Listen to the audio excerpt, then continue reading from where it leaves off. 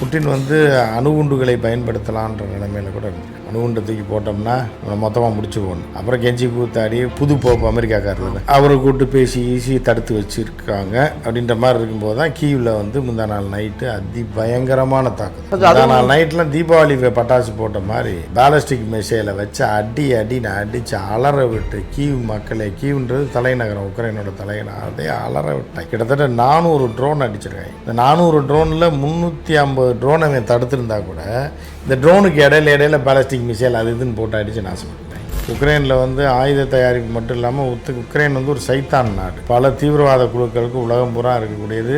அதே மாதிரி போராளி குழுக்களுக்கு எதிராக இருக்க அரசாங்கத்துக்கு உதவுறது, அவர்களுக்கு பயிற்சி கொடுக்கறது, விமானப்படை பயிற்சி கொடுக்கறது, வாடகைக்கு விமானிகள் போய் குண்டு போடுறது, ஈழத்துலலாம் அவங்க தான் போட்டாங்க. அவங்க ஒரு கைக்கூலி தான் உக்ரைன். சர்வதேச அளவில் கூலிப்படை நாடு தான் உக்ரைன். ஆயுதங்களையும் காசையும் கொடுத்தோம்னா இவன் இறங்கி சண்டை போடுவான் அப்படின்ட்டு தான் ஜெலன்ஸ்கியை பிடிச்சி வச்சுக்கிட்டு இதுதான் ரஷ்யா சொல்லுது. நீ உன் மக்களுக்காக போராடலை, உக்ரைன் நல்லதுக்காக நீ போராடலை, நீ வந்து கைக்கூலியாக இருக்க. யாருக்கு? நாட்டோ நாடுகள் கூட்டத்தில் இருக்கிறதுக்கு கைக்கூலியாக இருக்க, அமெரிக்கா கைக்கூலியாக இருக்க, அதே மாதிரி யூரோப்பியன் யூனியன் கைக்கூலியாக இருக்க.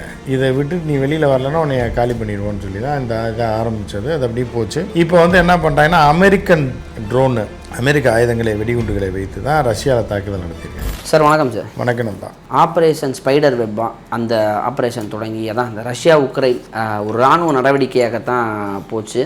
அது வந்து அடுத்தடுத்து அப்படின்னு பார்த்தா கிட்டத்தட்ட ஒரு 1.5-2 வருஷம் இழுத்துருச்சு.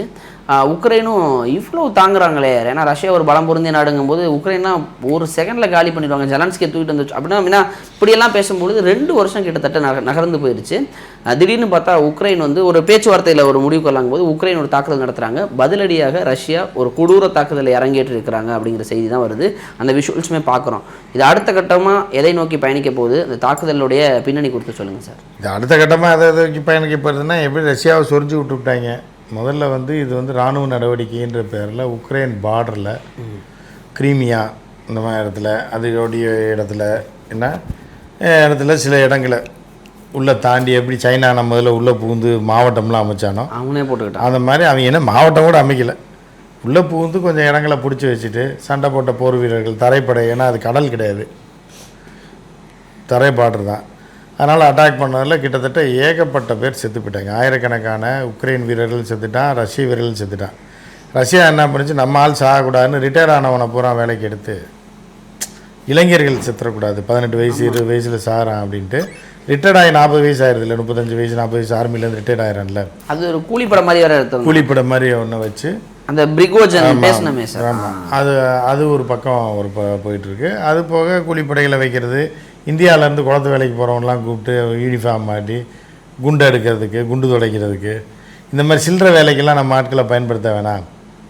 இப்போ பீரங்கினா குண்டு எடுத்து லோட் பண்ணணும், அதுக்கு இந்த இந்தியாவிலேருந்து வந்திருக்காங்க இல்லை, இவங்க குஜராத்லேருந்து வேலைக்கு இவனை பயன்படுத்துன்னு சொல்லி இப்போ உத்தரப்பிரதேஷ் பஞ்சாப்லேருந்து போனவன்லாம் பிடிச்சி அது நிறைய பேர் வேலை பார்க்குறாங்க. இங்கே கொண்டு போய் உக்ரைன் பார்டரில் வச்சு அடிக்க விடுறது. அவன் அடித்தானே அவன் செத்துட்டானா ஒரு 10 லட்சம் 20 லட்சத்தை வீட்டுக்கு கொடுத்துட்றது. இப்படி சண்டை போட்டுக்கிட்டு இருந்தாங்க. சண்டை போட்டு பல பகுதிகளை பிடிச்சாங்க, டேமை உடைச்சாங்க, விவசாயத்தை கெடுத்தாங்க. உக்ரைனில் வந்து ஆயுத தயாரிப்பு மட்டும் இல்லாமல் உக்ரைன் வந்து ஒரு சைத்தான் நாடு, புரியுதா? பல தீவிரவாத குழுக்களுக்கு உலகம் பூரா இருக்கக்கூடியது. அதே மாதிரி போராளி குழுக்களுக்கு எதிராக இருக்க அரசாங்கத்துக்கு உதவுறது, அவர்களுக்கு பயிற்சி கொடுக்கறது, விமானப்படை பயிற்சி கொடுக்கறது, வாடகைக்கு விமானிகள் போய் குண்டு போடுறது, ஈழத்துலலாம் அவங்க தான் போட்டாங்க. அவங்க ஒரு கைக்கூலி தான் உக்ரைன். விமானங்களை சுட்டு வீழ்த்துறது, இந்த வேலையெல்லாம் பார்த்துட்டு அதுக்கு ஒரு அமௌண்ட்டை வாங்கிட்டு வந்துடுவாங்க. கூலிப்படை தான் அவங்க. சர்வதேச அளவில் கூலிப்படை நாடு தான் உக்ரைன். ஸோ இந்த கூலிப்படையை பயன்படுத்தணும்னு சொல்லி ஐரோப்பிய யூனியன் பிளான் பண்ணுது. அதே மாதிரி இதில் சேர்த்துடலாம், நாட்டோவில் சேர்த்து விட்டு கொஞ்சம் இவனை அடியால் பயன்படுத்துவோம், ஆயுதங்களையும் காசையும் கொடுத்தோம்னா இவன் இறங்கி சண்டை போடுவான் அப்படின்ட்டு தான் ஜெலன்ஸ்கியை பிடிச்சி வச்சுக்கிட்டு இதுதான் ரஷ்யா சொல்லுது. நீ உன் மக்களுக்காக போராடலை, உக்ரைன் நல்லதுக்காக நீ போராடலை, நீ வந்து கைக்கூலியாக இருக்க. யாருக்கு? நாட்டோ நாடுகள் கூட்டத்தில் இருக்கிறதுக்கு கைக்கூலியாக இருக்க, இதற்கு அமெரிக்கா கைக்கூலியாக இருக்க, அதே மாதிரி யூரோப்பியன் யூனியன் கைக்கூலியாக இருக்க. இதை விட்டு நீ வெளியில் வரலன்னா உன்னை காலி பண்ணிடுவோன்னு சொல்லி தான் இந்த இதை ஆரம்பித்தது. அது அப்படியே போச்சு. இப்போ வந்து என்ன பண்ணுறாங்கன்னா அமெரிக்கன் ட்ரோனு, அமெரிக்க ஆயுதங்களை, வெடிகுண்டுகளை வைத்து தான் ரஷ்யாவில் தாக்குதல் நடத்தியிருக்காங்க. அதுதான் பதறி அடித்து ட்ரம்ப், ஐயா நாங்கள் இல்லை, எங்களுக்கு தெரியாது, ஏற்கனவே கிழமை இருந்தப்போ கொடுத்தது, நாங்கள் கிடையாது அப்படின்னு சொல்லி அவசர அவசரமாக ஃபோன் பண்ணி 1 மணி நேரமாக முந்தா நாள் பேசினது. நீ பாட்டுக்கு அணுகுண்டு தூக்கி போட்டுறாத, அவன் மேலே போடுறேன் என் மேலே போடுறேன்னு. நாங்கள் குண்டு எங்கே தான் இருக்கலாம், ஆனால் இப்போ கொடுத்தது கிடையாது, பைடன் காலத்தில் கொடுத்தது அப்படின்னு சொல்லி அவசரப்பட்டு ஒரு மணி நேரம் பேசினாப்புல. ஆனால் புட்டின் வந்து அணுகுண்டுகளை பயன்படுத்தலான்ற நிலைமையில் கூட இருந்திருக்காங்க. அணுகுண்டை தூக்கி போட்டோம்னா மொத்தமாக முடிச்சுக்கோன்னு. அப்புறம் கெஞ்சி கூத்தாடி போப் பேசி, புது போப் அமெரிக்காக்காரர்கள் அவரை கூப்பிட்டு பேசி தடுத்து வச்சுருக்காங்க. அப்படின்ற மாதிரி இருக்கும்போது தான் கீவில் வந்து முந்தா நாள் நைட்டு பயங்கரமான தாக்குதல்.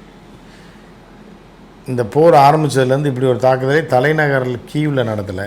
ஒரு டைம் வந்து இங்கே பாரு பார்லிமெண்ட்டை கூட அடித்து நொறுக்கிடுவோன்னு சொல்லி பேருக்கு ஒரு ட்ரோனை போய் அங்கே போய் விழுக வச்சாங்க. சின்ன ட்ரோனை பறக்க விட்டு, அதனால் குண்டெல்லாம் இல்லாமல் சும்மா அது போய் பார்லிமெண்ட் வாசலில் விழுந்து கிடந்துச்சு. அதை வந்து உக்ரைன் வேறு ட்ரோனை போட்டாங்க, பார்லிமெண்ட்டுக்கு அடிச்சிட்டாங்க அப்படின்னு. அது எதுக்கு ரஷ்யா பண்ணிச்சுன்னா அவன் பார்லிமெண்ட்டே அடிச்சு நொறுக்க முடியும், எங்களால் உங்கள் தூரம் ஈஸியாக வர முடியுங்கிறத காமிக்கிறதுக்காக. ஆனால் இப்போ உண்மையிலேயே இப்போ குண்டை போட்டாங்க. நாள் நைட்லாம் தீபாவளி பட்டாசு போட்ட மாதிரி பேலஸ்டிக் மிசைலை வச்சு அடின்னு அடித்து அலற விட்டு கீவ் மக்களை, கீவ்ன்றது தலைநகரம், உக்ரைனோட தலைநகரம், அதே அலற விட்டாங்க நைட்டு. கிட்டத்தட்ட 400 ட்ரோன் அடிச்சிருக்காங்க. இந்த 400 ட்ரோனில் 350 ட்ரோனை அவன் தடுத்துருந்தா கூட இந்த ட்ரோனுக்கு இடையில பேலஸ்டிக் மிசைல் அது இதுன்னு போட்டு அடித்து நாசப்படுத்தாங்க. அதுலேயே ஏதோ ரஷ்யா வந்து ஒரு புது ஸ்ட்ராட்டஜிலாம் யூஸ் பண்ணாங்க. இப்போ 2 வகையான ட்ரோன், ஷாகேத், டிகோய் அப்படின்னு 2 ட்ரோனை ஒன்று அட்டாக் பண்ணுறது, இன்னொன்று கன்ஃபியூஸ் பண்ணுறதுங்கிற மாதிரி என்னென்னமோ வித் நிறைய மெத்தட்லாம் பயன்படுத்தி இந்த முறை வந்து உக்ரைனுக்கு ஒரு பெரிய பயத்தை காமிச்சிருக்காங்கன்னு சொல்லி. ஆமாம், அது வந்து இத்து போன ட்ரோன் தான். அது சும்மா போகும், அது கல்யாண வீட்டுக்கு பறக்கிற மாதிரி தான். அதை இவங்க வந்து ராக்கெட்டை வச்சு அடிப்பாங்க. இப்போ நம்ம அடிக்கலையா, பாகிஸ்தான்காரன் கல்யாண வீட்டுக்கு ட்ரோனாக அனுப்பிட்டே இருந்தால் நம்ம ராக்கெட்டுகள் 100 கோடி ஒருத்தூரில் ராக்கெட்டை வச்சு அந்த ட்ரோனை பூரா அடித்து வீழ்த்தணும். நமக்கு 1000 கோடி லாஸு, அவனுக்கு 50,000 லாஸ் அப்படின்ற மாதிரி ஆச்சு இல்லையா. ஸோ அந்த வகையில் தான் இப்போ ரஷ்யா பண்ணியிருக்கு. சிம்பிளாக சாதாரண ட்ரோனாக பறந்தோன்னே இவங்க தடுப்பு ஆயுதங்களை வச்சு ஏவுகணைகளை வச்சு அந்த ட்ரோனை பூரா அடிச்சிட்டாங்க. அதுக்கு இடையில பேலஸ்டிக் மிசைல் வந்து உள்ளே விழுந்து உக்ரைனை நாசம், கீவ் வந்து நாசக்காடாயிடுச்சு. கீவ் மக்கள்லாம் அலற விட்டுருக்காங்க.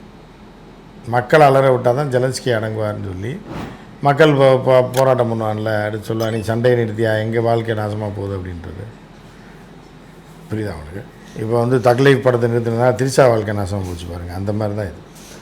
இப்போ அதான் சார், இப்போ இந்த தாக்குதலில் வந்து ஒரு இரவில் ஒரு 10 பேருக்கு மேலே பலி, ஒரு 20 பேருக்கு மேலே காயம் அப்படிங்கும் பொழுது இதை வந்து தொடக்கமாக பார்க்கலாமா, அல்லது இதை முடிவாக வச்சுக்கோங்க இதுக்கப்புறம் எப்படி பார்க்குறது? இது தொடக்கம்தான். இன்னும் இன்றைக்கி நைட்டு தாக்குதல், இப்போ நைட் ஆக போகுது தாக்குதல் நடத்துறதுக்கான வாய்ப்பு இருக்குது. ஏன்னா இப்போ சமீபத்தில் தான் இந்தியா வந்து பாகிஸ்தான் மீது இராணுவ நடவடிக்கை எடுக்கிறாங்க, அண்ட் ஒரு பெரிய தாக்குதலை இரவு நேரங்களில் பண்ணுறாங்க. இப்போ அதே பாணியில் தானே ரஷ்யாவும் முன்னெடுப்பாங்க. இப்போ அதே ஸ்டாண்டில் தான் வராங்க, தீவிரவாதத்தை எந்த வகையிலையும் ஆதரிக்க மாட்டோம், எங்கள் மக்களை பாதுகாப்பாங்கும் பொழுது ரஷ்யாவும் ஒரு பலம் பொருந்திய நாடு. இப்போ தான் 400 ட்ரோனு 40 ஏவுகணைங்கிறது வெறும் சாம்பிளுக்காக அனுப்பியிருக்காங்களோ? ஆமாம், அவன் ஆயிரக்கணக்கான ட்ரோன்கள் இருக்குது, இல்லை ஆயிரக்கணக்கு கிட்டத்தட்ட நெருங்கும். நார்த் கொரியாவில் கான்ட்ராக்ட் கொடுத்து குடிசை தொழில் மாதிரி செஞ்சுட்டு இருக்காங்க ட்ரோனை. அது போக ஏவுகணைகள் செய்கிற கான்ட்ராக்டும் ஏரி வேலை வெட்டுற மாதிரி ஏவுகணை. ஆமாம், இந்த 100 நாள் வேலை திட்டத்தில் ஏரி வெட்டுறவனுக்குலாம் 100 ரூபா கொடுப்பாங்கல்ல, அது 200 300 கொடுக்குறாங்க. ஸோ அந்த மாதிரி நார்த் கொரியாவில் உள்ளவனுக்கு பூராமே ஏவுகணை செய்கிறதுக்கு ப்ராக்டிஸ் கொடுத்து அதை ஆர்டராக கொடுத்து ரஷ்யா வாங்கி வச்சுருக்கு நிறையா. 2 வருஷத்துக்கு முன்னாடி ஆர்டர் கொடுத்துட்டாங்க. கிம் ஜாங் உன் வந்து எல்லாத்தையும் பார்த்துட்டு போய் கம்பெனிலாம் சுற்றி காமிச்சிட்டாப்புல புட்டினுக்கு, என்னென்ன மாதிரி உங்களுக்கு வேணும், எங்கே விழுகணும், விழுந்தால் எத்தனை பேர் சாகணுன்ற அளவுக்கு எல்லாம் கொடுத்துட்டாங்க. ஸோ அதனால் அங்கேருந்து வரக்கூடிய ஏவுகணைகள் வருது. பிராண்டு இவங்க பிராண்டு, ஆனால் அங்கேருந்து வரும். ஐஃபோன் அமெரிக்காவோடது, ஆனால் மேட் இன் சைனா போடுங்களா, அந்த மாதிரி. இப்போ மாடல் வந்து இவங்களோடது, யார், ரஷ்யாவோடது. மேனுஃபேக்சரிங் வந்து கொரியா லேண்ட் ஆகிறது, உக்ரைனில் லேண்ட் ஆகும் அப்படின்ற மாதிரி போட்டு அடிச்சுட்டு. இப்போ இல்லை சார், ஜெலன்ஸ்கி வந்து ஒரு கிட்டத்தட்ட ஒரு கோமாளி அதிபருங்கிற மாதிரி, பிரைம் மினிஸ்டருங்கிற மாதிரி, அவர் வந்து அந்த இடம் கிடைத்தது ஒரு டிவி சீரியல்லேருந்து வரும்பொழுது ஒரு அமைதியை எடுத்துகிட்டு போகணும். இப்போ 2 வருடமாக ஒரு சுமூகமாக இல்லை, ஒரு பிரச்சனையிலே கொண்டு போகிறார் அப்படின்னா நாட்டு மக்களும் பதட்டமாக இருப்பாங்க. பல்வேறு இப்போ நம்ம அந்த ஆரம்ப கட்டத்தில் அந்த ராணுவ நடவடிக்கை வந்து போகலாம், ஒட்டுமொத்த வெளிநாட்டினரும் வெளியேறாங்க, அவ்வளோ கஷ்டப்பட்டு பார்டர் வழியாக இந்திய நபர்கள்லாம் மீட் எடுத்தோம்ல, தெரியும் இல்லையா? அப்படி இருக்கும்பொழுது 2 வருடமாக பதட்டமான சூழல்லே ஒரு நாட்டை வச்சிருக்காரு அப்படின்னா அப்போதான் அவர் பதவியில் இருக்க முடியும். பதட்டம் போயிடுச்சுன்னா இவரை தூக்கி அடிச்சுட்டாங்க இல்லை ஓடுறான்னு. அதனால தான் இதை வச்சே குளிர் காஞ்சிக்கிட்டு அப்போ தான் பதவியில் இருக்க முடியும், அதிபராக இருக்க முடியும், ஊராக நாடாக சுற்றலாம். சும்மா மூஞ்சியை மட்டும் சோகமாக வச்சுக்கணும், அது ஒன்று தான் வச்சு நீங்கள் பாட்டுக்கு அங்கே போகலாம் இங்கே போகலாம், நல்லா காசு அடிக்கலாம். போர் வந்துச்சுன்னா ஏகப்பட்ட எவனும் கணக்கே கேட்க முடியாத அளவு காசு அடிக்கலாம். ஸோ அந்த மாதிரி பெரிய அமௌண்ட்டை போட்டு போய் அங்கங்கே சேர்த்து வச்சுட்டு போர் முடிஞ்சிச்சுன்னா எஸ்கேப் ஆகிங்கிட்டா போயிடலாம். நாட்டில் ஏதாவது ஒன்று போய் செட்டில் ஆகிடும். ஆனால் ட்ரம்ப் வந்து ஆட்சிக்கு வந்த உடனே ஜெலன்ஸ்கியை கொடுத்தது ஒரு சூடான அந்த ஒரு விவாதம் எல்லாருக்குமே தெரிஞ்சது. அப்போ வந்து உடனடியாக ஸ்டாப் பண்ணுன்னு சொல்கிறாரு. அமெரிக்கா பேக்கப் பண்ணலை, இதுக்கப்புறம் பண்ண மாட்டோம் அப்படிங்கிறத வெளிப்படையாக சொன்னதற்கு பிறகும் ஜெலன்ஸ்கி இது போன்றதில் இருக்கார். ஒரு அமைதி பேச்சுவார்த்தை துருக்கியில் நடத்தலாங்கிற நிலைமையில் ஒரு அட்டாக் போனால் பின் விளைவுகள் பெரிதாக இருக்குங்கிறத அளவுக்கு சிந்திக்காத அளவுக்கு செயல்பட்டு அளவுக்கு சிந்திக்காமையாக இருப்பாங்க. வேணுன்னே செய்கிறது தான் இதுதான். இதில் ஒரு அதிபர் சிந்திக்காமையாக இருப்பான். நம்ம போய் அடிச்சுட்டா ரஷ்யா விட்டுருவானா, இதோட போரோட கடைசி நாளா, நம்ம போட்டோம் ஜெயிச்சிட்டோம், இதோட போர் முடிஞ்சிச்சு, இதெல்லாம் 2020 மேட்சா, நாங்கள் தான் லாஸ்ட்டு பாலில் 6 அடிக்கிறோம், இனி இப்போ மேட்ச் கிடையாதுன்னு அடுத்து திருப்பி புரட்டி போட்டு மிதிப்பாங்களே, சாவடி அடிப்பாங்களே, அதெல்லாம் தெரியாமல் ஜெலன்ஸ்கி செய்கிறோம். எல்லாமே தெரியும். தன் பதவியை தக்க வச்சுக்கொள்வதற்கு இந்த சண்டை நடக்க வரைக்கும் தான் நம்ம நல்லா வாழ முடியுன்றது சிலருடைய கணக்கு. அதே மாதிரி தான் இஸ்ரேலோட கணக்கும். சண்டை இருக்கிற வரைக்கும் தான் நெதன்யாகு இருக்க முடியும். அதனால் சண்டையை தொடர்ந்து நடத்தி கொண்டே இருப்பாங்க. அப்போ அது வரைக்கும் தான் அவங்க கட்சி உயிரோடு இருக்கும், அவங்க ஆட்சி இருக்க முடியும், கோடியாக கொள்ளையடிக்க முடியும். எத்தனை மக்கள் ஹியூமன் கேபிட்டல் சாரை பற்றி எவனுமே கவலைப்பட மாட்டான். பெரிய அதிபராக இருக்கக்கூடியவன் எவன் செத்தான் என்ன, எவன் தாலியாக இருந்தால் நமக்கு என்ன, நமக்கு பணம் வந்தால் சரி, நம்ம நல்லா இருந்தால் சரி, அவ்வளோதான். இப்போ ஜெலன்ஸ்கிக்கு எதிராகவே அங்கே ஒரு போராளி குழுக்களும் எதிராக செயல்பட்டு இருந்தாங்க. மக்களுமே பொதுமக்களுமே கிளர்ச்சியாகலாம் ஒரு பகுதியிலாம் நடந்துக்கிட்டு இருந்தது. இப்போ அதெல்லாம் என்ன நிலைமையில் இருக்குது? ஏன்னா இப்போ காசாவில் என்ன நிலைமைங்கிறத பார்க்குறோம். சாப்பாட்டுக்காக அந்த குழந்தைகள் இயங்குற அந்த வீடியோ காட்சிகள்லாம் சமூகத்தில் இப்போ தான் அதுவே ரொம்ப வைரல் ஆகிட்டு இருக்கு. இதே சூழல் இங்கே ஒரு பக்கத்தில் பார்க்குறாங்க. பார்க்கும் பொழுது இந்த நடவடிக்கை தேவையா? 2 வருடமாக அனைத்து விஷயங்களும் முடங்கி கிடக்கு பல பகுதிகளில்.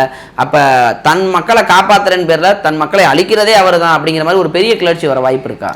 கிளர்ச்சி வரும். அது இப்போ என்ன அப்படின்னு பார்த்தா, இவங்க வந்து அரசாங்கத்தை ஆளக்கூடியவர்கள் ஒரு 5-10 பேர் இருப்பான். 10-20 பேர் 25 பேர் தான் அந்த கோர் டீமில் இருப்பான். அந்த 25 பேர் நல்லா தானே இருக்கான்.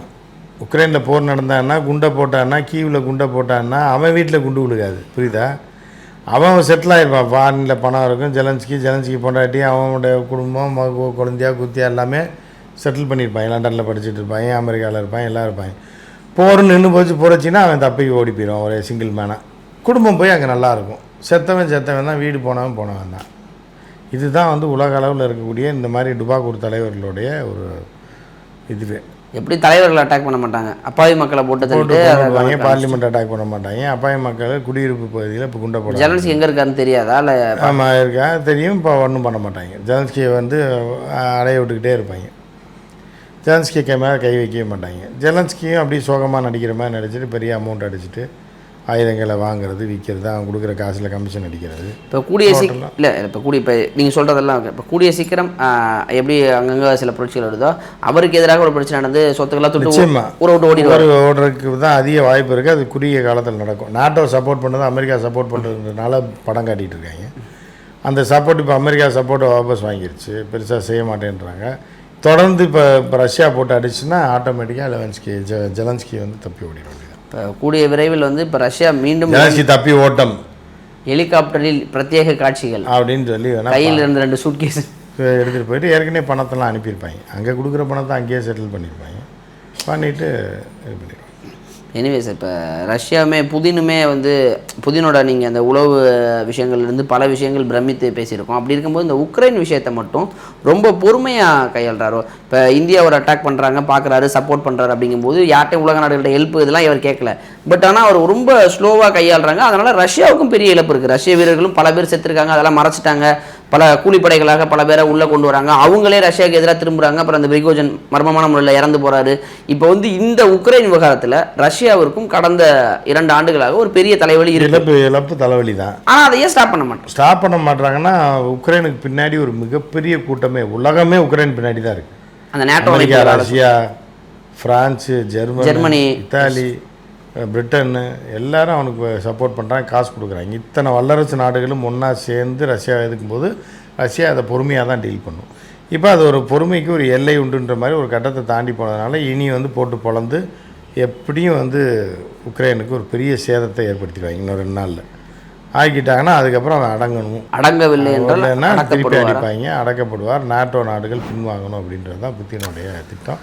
அது விரைவில் நடக்கும். 2-3 நாளில் அதற்கான முடிவு வரும். பேச்சுவார்த்தைக்கு ஆட்டோமேட்டிக்காக இறங்கி வருவாங்க. ஓகே, உக்ரைன் ஆட்டோமேட்டிக்காக பேச்சுவார்த்தை இறங்கி வந்துடும். அப்படி வரவில்லை என்றால் விளைவுகள் பெரிதாக தான் இருக்கும். இல்லை, இப்போயே அவன் பேச்சுவார்த்தைக்கு வந்துட்டு தான் புட்டினை கூப்பிட்றான். புட்டின்லாம் வரமாட்டார்.